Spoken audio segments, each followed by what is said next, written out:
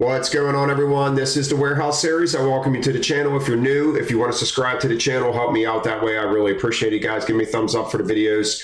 If you guys want to donate to help, just help the channel out, I really appreciate it. The money that is donated is going towards this channel. It's going towards my time of going into the channel because I just don't get YouTube. Everything I got is increasing, subscribers increasing, views increasing, everything's increasing except for my revenue. My revenue stays the same and it's driving me up a freaking wall.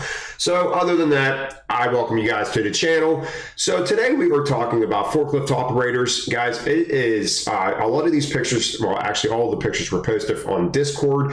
And if you want to be a member of Discord, that link is in the description below. But I just want to say that, every selector that is in the aisle, every person walking the warehouse, whatever, we are putting our trust in you as a forklift operator, that you are putting that stuff up in the rack with the utmost care.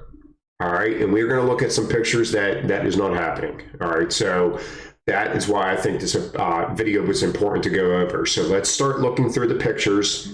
Now, I have no idea how it happened, but I'm going to take a very good guess on how I feel it happened. So let's take a look. All right, guys, the first picture I want to look at is this one right here. Now, we deal with bananas up at our perishable building. We have never ever had bags on our stuff as full pallets. Only when we break them down and select them do we bag them.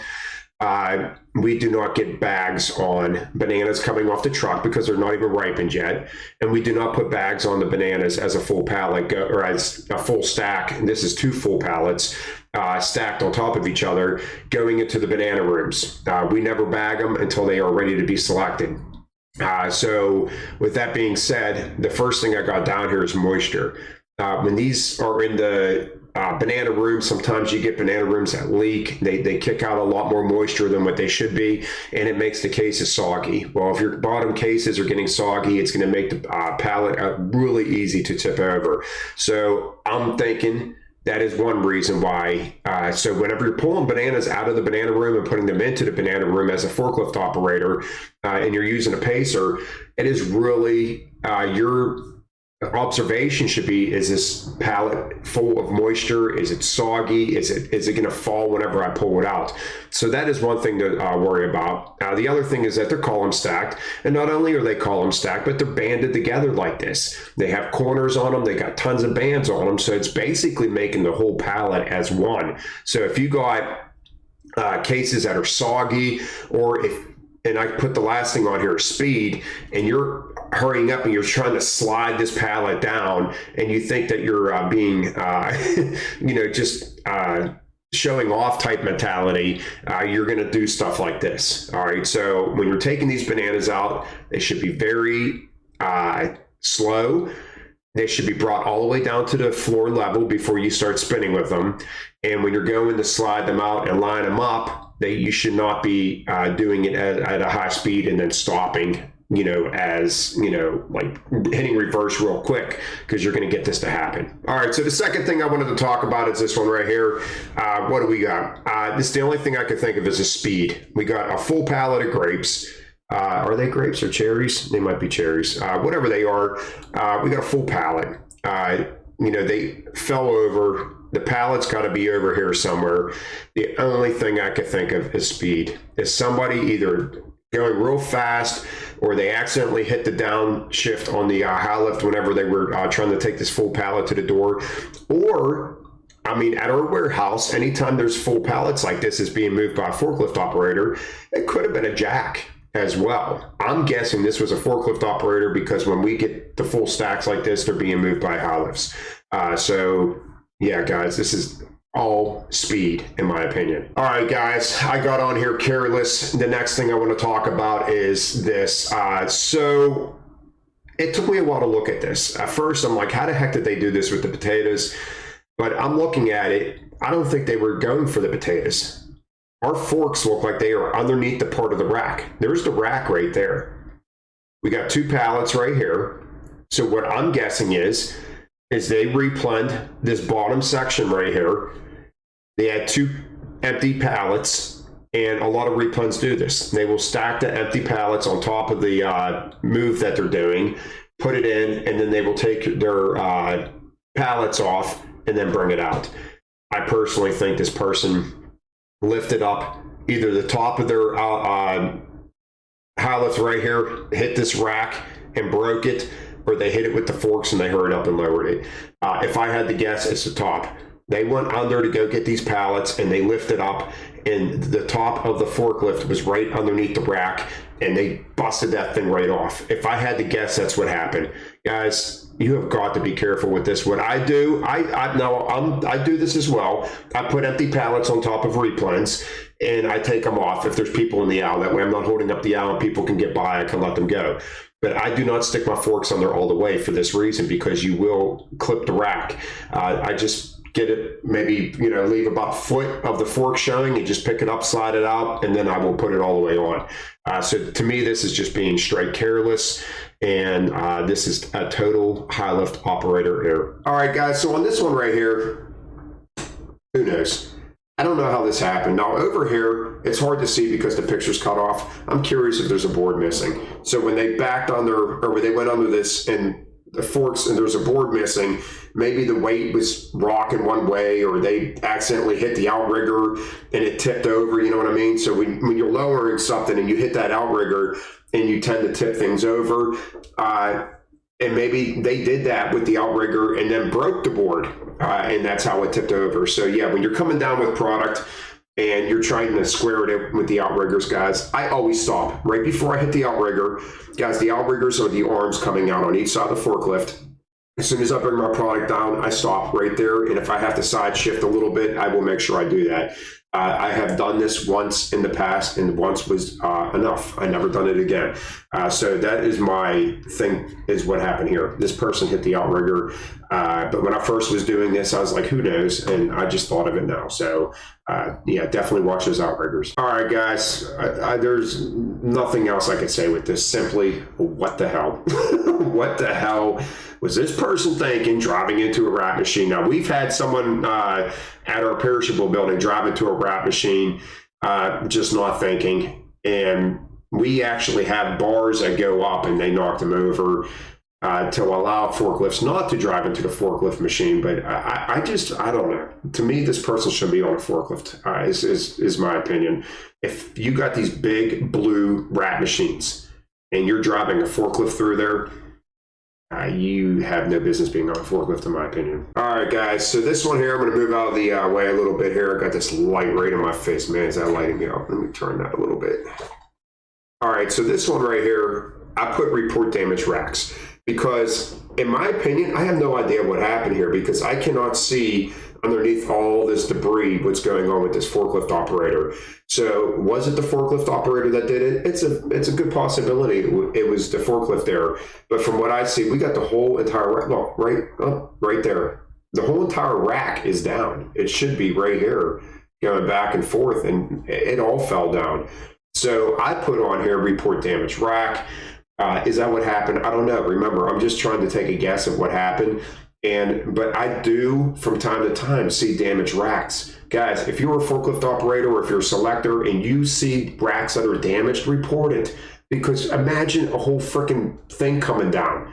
And it's the carelessness of us in the warehouse as selectors and forklift operators that we just feel like it'll be fine. It's not going to happen. Me personally, I always think of the worst. I always think of the worst. And when I look at stuff like this, I think of a damaged rack, and it could have been reported, and maintenance could have came over and fixed this rack and the story. But once again, like I said, it could have been this guy. He could have easily damaged this rack himself. So guys, you see damaged racks, report it up to the office, report it to maintenance, and that way it could be fixed. All right, guys, so this picture here, so we got broccoli, it looks like, or Brussels sprouts, probably broccoli. And it was on the rack on the other side. This actually almost looks like our wet room at our work, but it's not. But it looks like this could be at my work. And over on the other side, this pallet fell from that side. So these cases, they get popped open at the top. If you lift it up too high. So this is definitely, in my opinion, this was someone that was replenning it and not putting it away. My guess is they picked it up and they started pulling, and there was resistance because the tops of these flaps, guys, remember your whole pallet's together. It's all wrapped together. So if a couple cases are catching on the rack while you're pulling it out, well, guess what? The whole thing's going to fall over. And I cannot tell you how many times in my almost 25 years that I have been at my warehouse, how many forklift operators have dropped stuff because of resistance. Guys, if you're pulling a pallet and you feel resistance, stop, get off your high lift, step back, look up, and assess the situation. Do not keep pulling because it's going to fall. I have almost 100% guarantee that is what happened here. This replan operator picked it up, started pulling it out. The tops of the cases were catching on the rack, and instead of just stopping and possibly shifting it, lowering it, and messing around with it a little bit, they figured, what the hell, I'm just going to keep pulling it out, and we'll see what happens. Well, this is what happens. 99% of the times, this is what happens. So if you feel resistance, stop immediately. All right, guys, so this one here, looks like we got someone that was selecting here. Once again, this almost looks like my warehouse. But it's not, because on our beginning part, we have double racks down here. But your wet room is like so identical to our, whoever posted this. It looks so much like our warehouse. Anyhow, guys, the product fell from here. Thankfully, this selector was not in the way of this product falling. This is another thing I can't tell you. At least probably a dozen times I have seen product fall right by a selector. Thankfully, not right on top of the selector.